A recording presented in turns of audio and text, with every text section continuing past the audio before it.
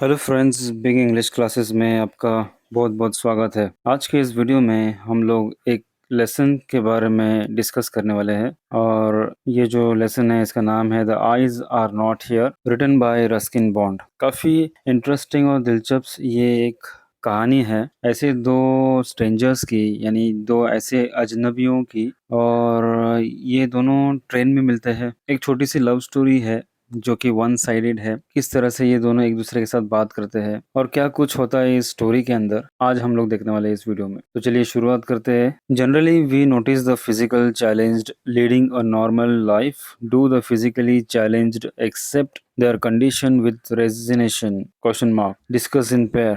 क्या आपने ऐसे फिजिकली चैलेंज्ड इंसान को देखा है जो कि एक नॉर्मल इंसान की तरह रहता हो, जिसे देखने से आपको ऐसा लगा ही ना हो कि ये शायद कभी एक फिजिकली चैलेंज्ड पर्सन हो? ठीक इसी तरह से इस लेसन के अंदर भी आप लोग देखोगे कि एक जो कैरेक्टर है इस लेसन में, एक जो लड़का है, वो अपने आप को ऐसा दिखाना चाहता है कि वो फिजिकली चैलेंज्ड नहीं है। तो देखते हैं एक्चुअली क्या होता है इस लेसन में। जैसे कि आप देख सकते हैं इस पिक्चर में दो ऐसे स्ट्रेंजर्स है, दो ऐसे यात्री है जो आमने सामने बैठे हैं और बातचीत कर रहे हैं। क्या आप लोग को इनको देखने से कुछ अलग महसूस हो रहा है? ये जो क्वेश्चन है उसका जवाब आप लोगों को ये लेसन खत्म होने के बाद मिल जाएगा। तो चलिए शुरुआत करते हैं एक्चुअल लेसन से। I had the compartment to myself up to Rohana and then a girl got in. तो यहाँ पर जो नरेटर है वो कहना चाहते हैं कि उन्होंने एक कंपार्टमेंट में एक सीट बुक की जो कि रोहाना तक जाती थी। यानी कि वो जो नरेटर थे वो रोहाना तक जा रहे थे। रोहाना एक जगह है towards the north of India. और जब उस कंपार्टमेंट में सफ़र कर रहे होते हैं ट्रेन से, तो उस वक्त एक लड़की उस कंपार्टमेंट में दाखिल हो जाती है। The couple who saw her of were probably her parents. They seemed very anxious about her comfort, and the woman gave the girl detailed instructions as to where to keep her things, when not to lean out of the windows, and how to avoid speaking to strangers. They said their goodbyes. The train pulled out of the station. तो चलिए सबसे पहले ये जान लेते हैं कि ये जो बड़े बड़े जो वर्ड्स हैं इंग्लिश में, इनके मीनिंग्स क्या होते हैं। तो जैसे कि यहाँ पर लिखा हुआ है the couple who saw her of. Saw her of का मतलब होता है किसी को अलविदा करना, तो उसको बोलते हैं सॉ हर ऑफ। और प्रोबेबली हर पेरेंट्स, प्रोबेबली का मतलब होता है शायद। जो नरेटर है वो कहते हैं कि शायद ये जो कपल यानी ये जो दो जोड़े आए थे, ये शायद इस लड़की के माँ बाप थे जो कि उस लड़की को अलविदा करने के लिए आए थे, ट्रेन तक छोड़ने के लिए आए थे। They seemed very anxious about her comfort. तो वो जो दो जो माँ बाप थे वो काफी परेशान दिख रहे थे, उस लड़की का ख्याल करके काफी चिंता थे वो लोग, क्योंकि वो लड़की ट्रेन में अकेले सफर कर रही थी। इस लेसन के आखिर में आपको एक ट्विस्ट मिलेगा जो कि काफी इंटरेस्टिंग है। मैं सिर्फ आप लोगों को लेसन के साथ साथ आपको सिखा रहा हूँ। जो एक्चुअल स्टोरी है इस लेसन की मैं आपको पहले नहीं बता रहा, क्योंकि अगर मैं आपको ये स्टोरी का जो मेन जो पार्ट है वो अगर आपको मैं पहले ही बता दूं तो शायद आप लोगों को मज़ा ना आए। हो सकता है कि आप लोगों ने पहले से ही इस लेसन के स्टोरी के बारे में जानकारी हासिल कर ली होगी, तो फिर भी मेरे आप लोग ऐसा सोचकर मेरा वीडियो देखना कि जैसे कि पहली बार आप लोग ये लेसन सीख रहे हो। And the woman gave the girl detailed instructions as to where to keep her things। वो जो औरत थी यानी जो माँ थी उस लड़की की, वो उस लड़की को एक लंबी चौड़ी इंस्ट्रक्शंस देती है कि क्या करना चाहिए, क्या नहीं करना चाहिए और चीज़ें कहाँ रखनी चाहिए। when not to lean out of the windows, यानी कब खिड़की के बाहर नहीं झांकना चाहिए। lean out का मतलब होता है खिड़की के बाहर झांकना। and how to avoid speaking to strangers। strangers का मतलब होता है अजनबियों से किस तरह से बात नहीं करनी चाहिए। they said their goodbyes। the train pulled out of the station। they said goodbyes का मतलब होता है कि उन्होंने अलविदा किया। और train pulled out of the station का मतलब ट्रेन स्टेशन के बाहर शुरू हो गई चलना। As I was totally blind at the time, my eyes sensitive only to the light and darkness, I was unable to tell what the girl looked like, but I knew she wore slippers from the way they slapped against her heels. It would take me some time to discover something about her looks, and perhaps I never would, but I liked the sound of her voice and even the sound of her slippers। जो writer है वो कहते हैं कि उस वक्त तो मैं अंधा था।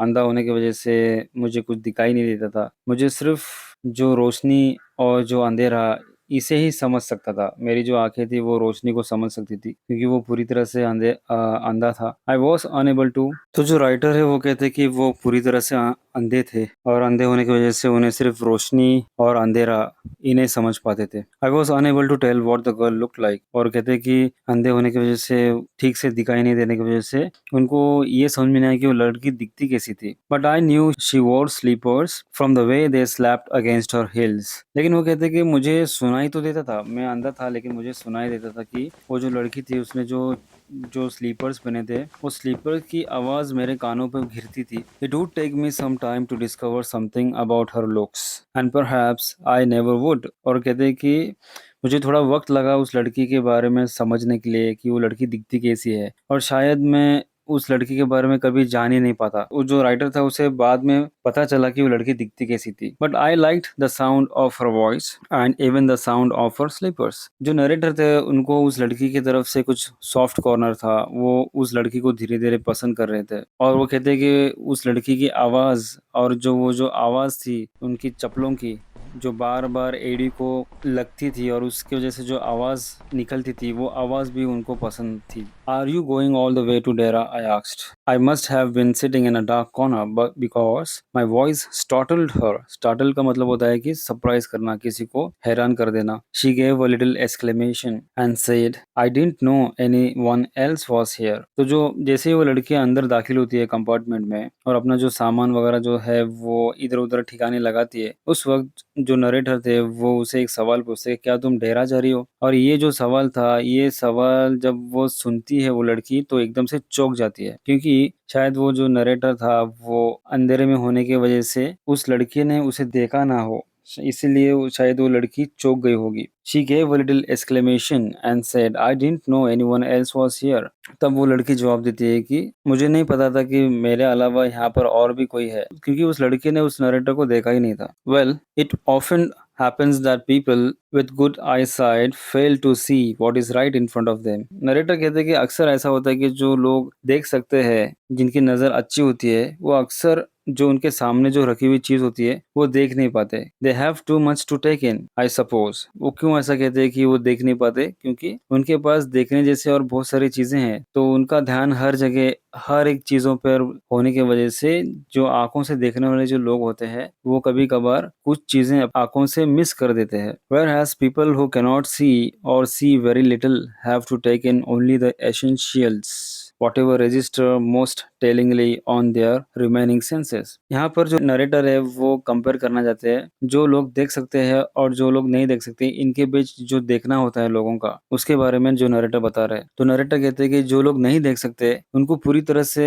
अपने दूसरे सेंसेस पर डिपेंड होना पड़ता है, और इस वजह से वो अच्छी तरह से कॉन्सेंट्रेट कर सकते हैं वो चीजों पर, इसीलिए वो समझ सकते हैं चीजों को उन लोगों से ज्यादा जो लोग देख सकते हैं। I didn't see you either, I said, but I heard you come in. जो नरेटर है वो कहते हैं कि मैंने भी तुम्हें नहीं देखा लेकिन मैंने तुम्हारी आहट को सुना। जो तुम आ रही थी तो तुम्हारी जो आहट थी, तुम्हारी जो आवाज थी चप्पलों की, उससे मैं समझ गया कि कोई आ रहा है।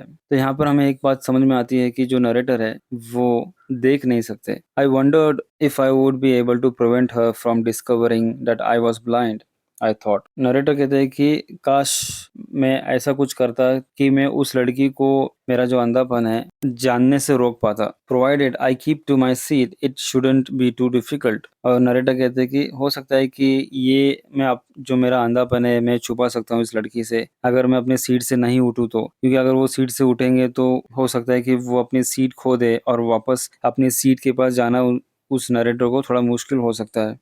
The girl said, I am getting down at Saharanpur. My aunt is meeting me there. Then I had better not to be familiar, I said. Aunts are usually formidable creatures. लड़की कहती है कि मैं सहारनपुर उतरने वाली हूँ और मेरी जो आंटी है मुझे मिलने के लिए वहाँ पर मुझे लेने के लिए आने वाली है। ये सुनते ही जो नरेटर थे वो उस लड़की को कहते कि तो अच्छा होगा मैं तुम्हारे साथ में ज़्यादा क्लोज ना हो, क्योंकि जो ये ज़ात है आंटी की, ये एक तरीके से दहशत लाने वाली एक ज़ात होती है। इनको देखने से दहशत होती है, डर लगता है। जो नरेटर है वो सोच रहे होंगे कि अगर ये आंटी अगर मुझे देख लेगी मुझे इस लड़की के साथ में बात करते हुए, तो वो हो सकता है कि वो मुझे पूछ ले कि मैं क्यों इस लड़की से बात कर रहा हूँ और ये सारी चीज़ें। Where are you going? She asked. To Dehra and then to Mussoorie. फिर वो लड़की उस नरेटर को पूछती है कि तुम कहाँ जा रहे हो? तो नरेटर कहते हैं कि मैं ढेरा जाऊँगा, फिर वहाँ से मैं मसूरी जाऊँगा। और ये सुनते ही जो लड़की थी उसकी आँखों में एक चमक और चेहरे पर एक खुशी आ जाती है और वो कहती है, कितने लकी हो तुम। How lucky you are. I wish I were going to Mussoorie. I love the hills specially in October. तो वो लड़की खुश हो जाती है और कहती है कि काश मैं भी मसूरी जा पाती, क्योंकि जो वहाँ का जो मसूरी का जो नज़ारा है अक्टूबर के दौरान काफ़ी अच्छा होता है। पहाड़ियों का जो नज़ारा होता है और वहाँ का उस जो पेड़-पौधे सब चीज़ें होती है काफ़ी खूबसूरत लगते हैं अक्टूबर के महीने में। Yes, this is the best time I said, calling on my memories. Calling on my memories का मतलब होता है कि अपनी याददाश्त को दोहराते हुए वो फिर से एक बार याद करते हैं और कहते हैं कि हाँ, ये सबसे अच्छा मौका होता है, सबसे अच्छा वक़्त होता है अक्टूबर का, जब तुम मसूरी जा सकते हो, क्योंकि वहाँ पे सारी चीज़ें खूबसूरत होती है। The hills are covered with wild dahlias. Dahlias एक तरह का फूल होता है जो ज़्यादा करके पहाड़ी इलाके में, जैसे कि हिमालयाज़ वगैरह होते हैं उत्तराखंड, वहाँ पे मसूरी, शिमला, वहाँ पर ये डहलिया ज़्यादा उगते हैं। और ये अक्सर जंगली पौधे होते हैं, जंगली फूल होते हैं जो ज़्यादा पैमाने पे वहाँ पर उगते हैं। The sun is delicious. The sun is delicious का मतलब होता है जो सूरज होता है वो काफ़ी खूबसूरत दिखता है उस वक़्त। And at night you can sit in front of a log fire. Log fire का मतलब होता है कि आग जलाना, लकड़ियों को जमा करके आग जलाना सर्दियों के मौके पर, ताकि गर्मी हासिल कर सके। And listen to some music. और ऐसे वक्त पर जब आग जल रही हो अपने आंखों के अपने सामने और उसकी जब गर्मी ले रहे हैं हम, उस वक्त हम कुछ एक थोड़ा सा गीत वगैरह सुन सकते हैं, तो ये सबसे अच्छा मौका होता है, सबसे अच्छा माहौल बन जाता है उस वक्त अक्टूबर के दौरान। Many of the tourists have gone and the roads are quiet and almost deserted. Yes, October is the best time. तो जो नरेटर है वो कहते हैं कि अक्टूबर के महीने में जो ज़्यादातर जो सैलानी होते हैं, यानी जो टूरिस्ट होते हैं, वो अक्सर अपने अपने घरों को लौट जाते हैं। इससे क्या होता है कि एक तरीके की खामोशी और सन्नाटा हो जाता है वहाँ पर मसूरी के पहाड़ों पर। And the roads are quiet and almost deserted. Deserted का मतलब होता है जहाँ कई लोग ना हो, उसको बोलते हैं डेजर्टेड एरिया। तो कहते हैं कि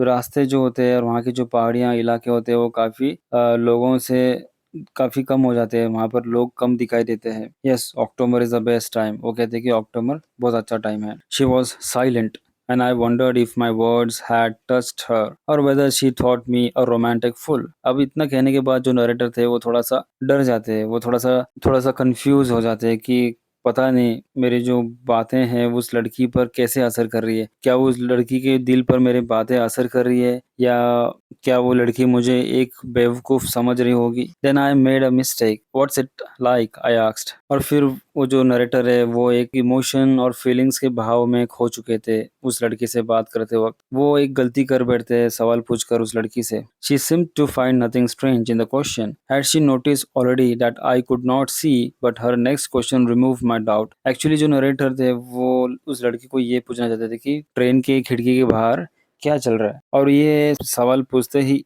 फौरन वो जो नरेटर थे वो थोड़ा सा डर जाते हैं। उन्हें लगता है कि शायद उन्होंने एक गलती कर ली ये सवाल पूछकर, लेकिन अगले ही पल वो जो नरेटर थे उनका ये जो शक था वो चला गया, क्योंकि जो लड़की थी वो उस नरेटर को कहती है कि तुम ही देख लो खिड़की के बाहर कि क्या चल रहा है, और इससे वो जो नरेटर थे उनका जो डाउट था वो चला गया। She seemed to find nothing strange in the question। वो जो लड़की थी उसे ये सवाल कुछ अलग नहीं लगा। Had she noticed already that I could not see, but her next question removed my doubt। तो यहाँ पर जो नरेटर है वो कभी कभार दिल में बातें करते थे और सवाल पूछते थे खुद से लड़की से बात करने से पहले। तो वो सोच रहे थे कि क्या इस लड़की को पता चला कि मैं अंधा हूँ। जब वो लड़की ने सवाल का जवाब दिया तो नरेटर का जो डाउट था वो क्लियर हुआ। Why don't you look out of the window? she asked। उस लड़की ने जवाब दिया कि क्यों ना तुम खिड़की के बाहर झाँक कर खुद ही देख लो। I moved easily along the berth।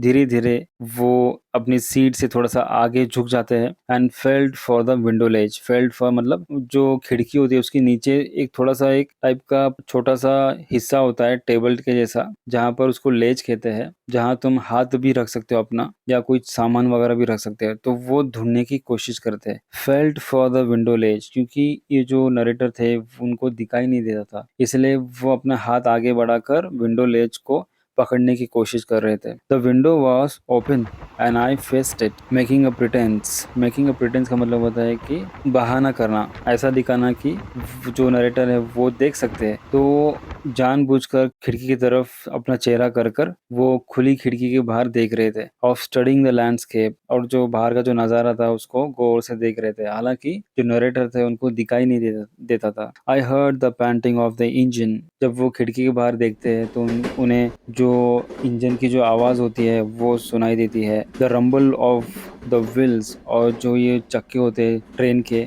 वो जो घूम रहे थे और जैसे वो आवाज करते वो भी उनको सुनाई दे रहे थे। एंड इन माई माइंड्स आई, अपने दिल की आंखों से वो जो खंभे होते हैं लाइट के, वो जैसे जैसे गुजरते हैं, नजदीक आते हैं, फिर वो गुजर जाते हैं, वो महसूस कर रहे थे। I could see the telegraph post flashing by. Have you noticed? I ventured का मतलब होता है रिस्क लेना। That the trees seem to be moving while we seem to be standing still. जो नरेटर है वो रिस्क लेकर उस लड़की से एक सवाल पूछता है, क्या तुमने गौर किया? ऐसा लग रहा है कि जैसे कि मानो हम लोग रुके हुए हैं और जो पेड़ है वो चल रहे हैं। क्योंकि चलती ट्रेन से या बस से अक्सर आप लोगों ने ये नज़ारा देखा होगा कि जो नज़दीक की जो चीज़ें होती है, जैसे कि पेड़ हो या कोई बिल्डिंग हो या कोई चीज़ हो, वो ऐसे लगता है जैसे वो चल रही है और हम लोग रुके हुए हैं। That always happens, she said, in the forest near डेरा। तो जो लड़की है वो कहती है कि अक्सर ऐसा होता है, हमें ऐसा लगता है कि जो पेड़ है वो चल रहे हैं, लेकिन ऐसा नहीं होता। अगला सवाल वो जो लड़की है वो उस नरेटर को पूछती है कि क्या तुम्हें कोई जानवर दिखाई दे रहे हैं? क्योंकि जहाँ से वो गुजर रहे थे वो इलाका जो था वो जंगली जानवरों का इलाका था। Hardly any animals left. बहुत कम जानवर अब बाकी रह चुके हैं डेरा के इस जंगल में। I turned from the window and faced the girl. Window से अपना चेहरा हटाकर वो लड़की की तरफ देखते हैं narrator. And for a while we sat in silence. और उसके बाद काफी देर तक वो दोनों खामोश हो जाते हैं और कोई बात नहीं होती। You have an interesting face, I remarked. और इसके बाद लंबी खामोशी के बाद नरेटर उस लड़की से एक कॉम्प्लीमेंट देते हैं कि तुम्हारा जो चेहरा है वो काफी इंटरेस्टिंग है। यहाँ पर हमें एक बात समझ में आती है कि जो नरेटर है वो उस लड़की को चाहने लग जाते हैं और उस लड़की से बात करने के लिए मौके ढूंढ रहे थे। I was becoming quite daring. Narrator कहते कि मैं हिम्मत कर रहा था उस लड़की से ये सवाल पूछने के लिए, और धीरे धीरे मैं बहादुर होता जा रहा था, यानी बोल्ड होते जा रहा था। But it was a safe remark. वो कहते हैं कि ये कोई ज्यादा बड़ी बात नहीं थी किसी को इस तरह का कॉम्प्लीमेंट देना, तो ये सेफ था। Few girls can resist flattery. Flattery का मतलब होता है चापलूसी करना या किसी की बड़ाई करना, वाह वाह करना। अक्सर ये लड़कियों को तारीफ करने के वक्त फ्लैटरी का इस्तेमाल किया जाता है। तो बहुत कम लड़कियां ऐसी होती है जो जिनको चापलूसी पसंद नहीं होती है। इसका मतलब she laughed pleasantly, a clear ringing laugh. Narrator के ऐसे कहने पर वो जो लड़की है वो हंसना शुरू कर देती है और काफी एक खुली हुई हंसी हंसती है वो लड़की। इससे हमें ये पता चलता है कि जो वो लड़की थी वो उस नरेटर की बातें पसंद आने लग गई थी। It's nice to be told I have an interesting face. मेरा जो चेहरा है वो इंटरेस्टिंग है, ये बोलना काफी अच्छा लगा मुझे। I am tired of people telling me I have a pretty face. ये सुन सुनकर मैं थक चुकी हूँ कि लोग मुझे खूबसूरत समझते हैं। Oh so you do have a pretty face, thought I. और फिर इतना सुनने के बाद जो नरेटर है वो दिल ही दिल में सोच रहे थे कि हाँ, फिर ये जो लड़की है इसका चेहरा काफी खूबसूरत है, इसका मतलब। एंड अलाउड, और फिर जोर से, यानी कि वो फिर कहते हैं उस लड़की को, and allowed I said well N interesting face can also be pretty. यानी इंटरेस्टिंग फेस, जो इंटरेस्टिंग चेहरा होता है वो खूबसूरत भी हो सकता है। लड़की से बात करने से पहले वो खुद से बातें करता था। वो अपने बातों को टटोलता था कि क्या ये मेरे बातें सही होंगी, क्या मैं ये कह सकता हूँ उस लड़की से। यहाँ पर नरेटर की हिचकिचाहट हमें दिखाई दे रही थी उस लड़की से बात करते वक्त। You are a very gallant young man. वो लड़की कहती है कि तुम एक बहुत बहादुर और स्ट्रेट फॉरवर्ड इंसान हो। क्यों कहा उसने ऐसा? क्योंकि किसी ऐसे मर्द ने उस लड़की को इस तरह का कॉम्प्लीमेंट नहीं दिया था। She said but why are you so serious. लेकिन जो वो लड़की है वो उस नरेटर को पूछती कि तुम लेकिन गंभीर क्यों हो, क्यों इतने सीरियस हो? I thought then that I would try to laugh for her, but the thought of laughter only made me feel troubled and lonely. ऐसे कहते ही जो नरेटर थे वो थोड़ा सा सोचना शुरू हो जाते हैं और दिल में सोचते कि चलो इस लड़की के लिए मैं थोड़ा सा हंस देता हूँ ताकि उस लड़की को अच्छा लगे। लेकिन फिर उन्होंने सोचा कि अगर मैं हंसूंगा तो मैं शायद उस लड़की के सामने थोड़ा सा पागल दिखूंगा, क्योंकि मैं ही हंसूंगा और कोई नहीं हंसेगा। तो ये जो चीज थी वो उस नरेटर को सता रही थी और अकेला महसूस कर रही थी। We will be at your station, I said. Thank goodness, it's a short journey. I can't bear to sit in a train for more than 2 or 3 hours. Narrator कहते हैं कि उस लड़की से कि तुम्हारा जो स्टेशन है वो अभी धीरे धीरे आने वाला है।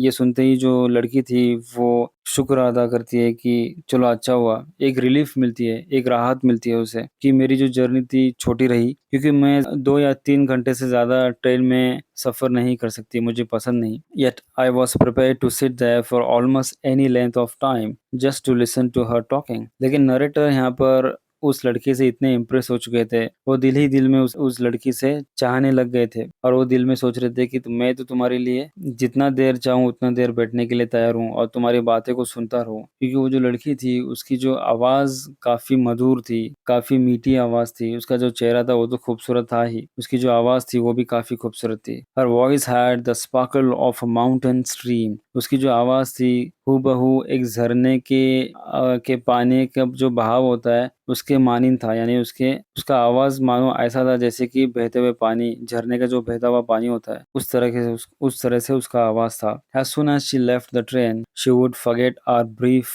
एनकाउंटर। ब्रीफ एनकाउंटर का मतलब होता है छोटी सी मुलाकात, but it would stay with me for the rest of the journey and for the some time after. तो दिल ही दिल में वो जो नरेटर थे वो सोच रहे थे कि अपने आप से ही बात कर रहे थे कि जैसे ही वो लड़की ये ट्रेन से चली जाएगी तो शायद वो लड़की हमारी ये छोटी सी मुलाकात वो भूल जाए, लेकिन मैं नहीं भूलूंगा, मैं इसे याद रखूंगा जब तक ये जो सफ़र है तब तक रहेगा, और शायद हो सकता है कि ये सफ़र ख़त्म होने के कुछ दिन बाद भी मुझे ये लड़की याद आती रहेगी, ये मुलाकात और ये दिन याद आता रहेगा। The engine whistled श्रीक। इंजन ने आवाज़ की, सीटी बजाई। The carriage wheels change their sound and rhythm. अब जो ट्रेन के जो पहिए थे वो एक अलग आवाज़ निकाल रहे थे। क्यों अलग आवाज़ निकाल रहे थे? क्योंकि अब जो ट्रेन थी वो स्लो होते जा रही थी, धीरे-धीरे चल रही थी। जब भी कोई ट्रेन हो या कोई बस हो या कोई गाड़ी हो, जब वो स्पीड में चलती है, तेज़ चलती है, तो पहियों की जो आवाज़ होती है, गाड़ी की जो आवाज़ होती है वो अलग होती है, और जब कोई ट्रेन धीरे-धीरे चलती है तो वो आवाज़ अलग होती है। द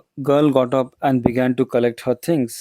वो जो लड़की थी वो खड़ी हो जाती है और जो उसने सामान रखे थे उस सफ़र शुरू होने के पहले वो ढूँढना शुरू करती है। आई वंडर इफ शी वोर हर हेयर इन अ बन और it was plated, or if it hung loose over her shoulders, or if it was cut very short। अब जो नरेटर थे वो मायूस हो जाते हैं क्योंकि वो लड़की अब जा रही थी। जब वो लड़की जा रही थी उस वक्त वो नरेटर ख्यालों में खो जाते हैं कि वो सोच रहे थे कि क्या इस लड़की के जो बाल थे वो कैसे थे? क्या उस लड़की ने जोड़ा बांधा था या उस लड़की ने दोनों तरफ चोटी बांधी थी या उसने खुले ही रख दिए थे अपने बाल, क्योंकि उसके बाल भी काफी खूबसूरत थे और बाल से एक अजीबोगरीब खुशबू जो उस बालों से निकल रही थी जो उस नरेटर को ललचा रही थी। The train Drew slowly into the station. जो ट्रेन थी वो धीरे धीरे स्टेशन के अंदर या स्टेशन प्लेटफॉर्म की तरफ जा रही थी। Outside there was the shouting of porters and vendors and a high pitched female voice near the carriage door which must have belong to the girl's aunt. और जैसे जैसे ही वो ट्रेन प्लेटफॉर्म की तरफ आ रही थी तो जो आवाज़ें थी पोर्टर्स की, यानी जो वहाँ पर जो प्लेटफॉर्म पे तरह तरह की चीज़ें बेचने वाले जो लोग होते हैं उनकी आवाज़ें तेज़ होती जा रही थी। पोर्टर्स का मतलब होता है यहाँ पर जो कूली होते हैं सामान उठाने वाले, उनको पोर्टर्स कहते हैं, और वेंडर्स का मतलब होता है तरह तरह की जो चीज़ें बेचते हैं, उनकी आवाज़ें तेज़ होती जा रही थी और बुलंद होती जा रही थी।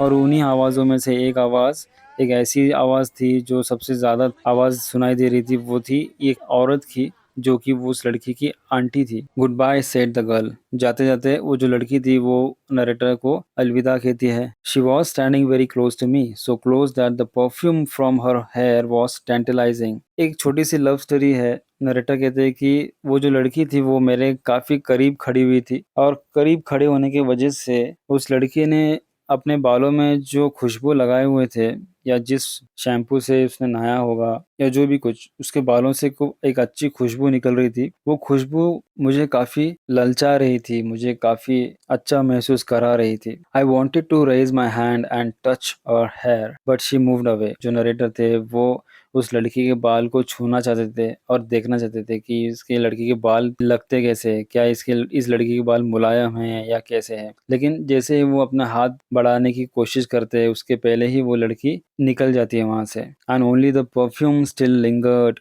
वेयर शी हैड स्टूड, और सिर्फ रह जाता है वो जो परफ्यूम की जो खुशबू थी वो वहां पर उस कंपार्टमेंट में थोड़ी देर के लिए महकती है। लिंगर्ड का मतलब होता है थोड़ी देर के लिए रहना। You may break, you may shatter the vase if you will, but the scent of the roses will linger there still. यहाँ पर वो एक ऐसी चीज बोल रहे होते हैं जो इस माहौल से काफी रिलेटेड होती है। वो कहते हैं कि तुम भले ही फूलों से रखा हुआ कोई भी एक गुलदस्ता तोड़ दो, भले ही वो गुलदस्ता टूट जाए, लेकिन जो फूलों की जो खुशबू रहती है वो बरकरार रहती है। तो ये जो डायलॉग होते हैं वो उस लड़की के लिए होती है। There was some confusion in the doorway, यानी दरवाजे पर वहां पर कुछ एक थोड़ा सा कंफ्यूजन हो रहा होता है। यहाँ थोड़ी सी चिल्लाने की आवाज वगैरह या तेज बोलने की आवाज उस नरेटर को सुनाई देती है। A man getting into the compartment stammered an apology. एक इंसान जो कंपार्टमेंट में दरवाजे से अंदर जब वो चढ़ रहा होता है तब वो किसी से माफी मांग रहा होता I'm है। sorry. दरअसल यहाँ पर वो जो जिस शख्स से माफी मांग रहा होता है वो लड़की होती है जो उस कंपार्टमेंट से निकलकर नीचे उतर रही थी ट्रेन से। हो सकता हो कि दोनों के बीच टक्कर हो जाती हो, और इस तरह से जो नया इंसान है वो कंपार्टमेंट में आ जाता है। Then the door bang shut और and the world was shut out again. और इसके बाद क्या होता है कि ट्रेन चलने से पहले जो दरवाजा होता है वो बंद हो जाता है, और इसके बाद बाहर की दुनिया और ट्रेन के अंदर का जो कंपार्टमेंट का जो माहौल था इससे जो रिश्ता था वो टूट जाता है नरेटर का। आई रिटर्न टू माई बर्थ। यहाँ पर एक बात समझ में हमें आती है कि जो नरेटर है वो उस लड़की के पीछे पीछे दरवाजे तक जाते होंगे, इसीलिए दरवाजे पर खड़े हुए जो लोगों की आवाज वगैरह ये सारी चीजें वो नरेटर जो है वो सुन लेते हैं, और फिर वो किसी तरह से अपने सीट की तरफ वापस जाते हैं। The guard blew his whistle and we moved off. Guard ने फिर से एक बार सीटी बजाई, जो कि एक तरह का सिग्नल था ट्रेन के लिए कि अब वो स्टेशन से बाहर जा सकती है। एंड वी मूव्ड ऑफ, यानी कि हम लोग फिर अब स्टेशन से बाहर निकल रहे थे। जो ट्रेन थी वो चलना शुरू हो जाती है। Once again I had a game to play, a new fellow traveller. अब जो नरेटर थे वो कहते कि अब मेरे पास नया खेल खेलने के लिए एक नया हमसफर आ चुका था। The train gathered speed. Train ने स्पीड पकड़ी। The wheels took up their songs, the carriage ground and शोक। और इसके बाद जैसे कि मैंने आपको बताया कि जो ट्रेन की जो आवाज़ है वो फिर से एक बार चेंज हो जाती है। पहियों की आवाज़ चेंज हो जाती है। पहिए ज़ोर ज़ोर से घूमना शुरू करते हैं, जिसकी वजह से ट्रेन फास्ट दौड़ना शुरू हो जाती है। और उसकी वजह से क्या होता है कि जो कंपार्टमेंट होता है वो हिलना और डुलना शुरू हो जाता है। I found the window and sat in front of it. फिर से एक बार जो नरेटर थे वो खिड़की की तरफ ढूंढते हुए जाते हैं, अपना हाथ आगे बढ़ाते हुए, और फिर वो विंडो के पास जाकर बैठ जाते हैं। Steering into the day light that was darkness for me. Narrator कहते हैं कि वो जो उजाला था उस उजाले में वो गौर से देख रहे थे, जो कि उन्हें दिखाई नहीं देता था। उनके लिए वो जो उजाला था वो पूरी तरह से अंधेरा था। जैसे कि मैंने आपको बताया था कि वो सिर्फ उजाले को सेंस कर सकते थे, इतना समझ लेते थे कि दिन है या रात है, लेकिन उनको पूरी तरह से दिखाई नहीं देता था। So many things happening outside the window, it could be a fascinating game guessing what went on out there. So many things happening outside the window. वो कहते हैं कि खिड़की के बाहर की जो दुनिया है, खिड़की के बाहर बहुत सारी चीजें हो रही है जिसे गेस करने में काफी मजा आता है। The man who had entered the compartment broke into my reverie. Reverie का मतलब होता है ख्यालों में खो जाना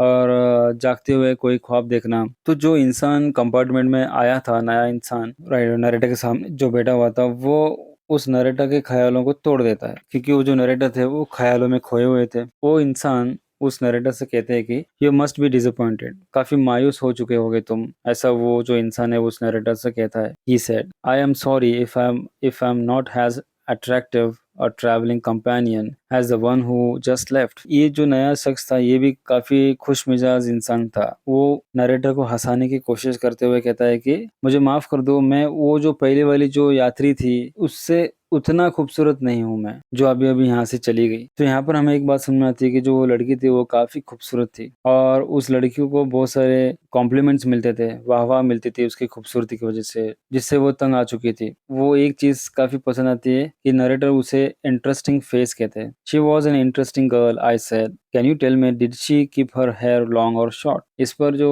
वो नरेटर है वो उस नए इंसान से पूछते हैं कि सचमुच वो लड़की काफ़ी इंटरेस्टिंग थी, काफ़ी दिलचस्प थी। क्या तुम मेरे एक सवाल का जवाब दे सकते हो? मुझे इतना बताओ कि जो वो लड़की यहाँ से गई, उसके बाल कैसे थे? क्या उसके बाल खुले हुए थे या उसके बाल छोटे थे? तो वो जो इंसान है वो थोड़ा कन्फ्यूज़ हो जाता है और वो कहता है कि मुझे नहीं पता, I don't remember, he said sounding puzzled. Puzzled का मतलब होता है कि थोड़ा-सा कन्फ्यूज़ हो जाना, क्योंकि वो जो नया इंसान था, वो उस नरेटर को ऐसा समझ रहा था कि वो देख सकता है। हालाँकि जो नरेटर था वो देख नहीं सकता था। नए इंसान को ये नहीं मालूम था कि ये जो नरेटर है ये देख नहीं सकता। इसलिए वो थोड़ा-सा कन्फ्यूज़ हो गया था कि ये जो नरेटर है ये मुझे ऐसे सवाल क्यों पूछ रहा है। It was her eyes I noticed, not her hair. तो जो नया इंसान है वो कहता है कि मैंने उसकी आँखों पर ज़्यादा गौर किया, ना कि उसके बालों पर। She had beautiful eyes but they were of no use to her. उसके पास आँखें थी लेकिन वो आँखें उस लड़की के कुछ काम की नहीं थी, क्योंकि वो लड़की जो थी वो पूरी तरह से अंधी थी। क्या तुमने वो गौर नहीं किया? वो जो नया इंसान है वो नरेटर को पूछता है। She was completely blind,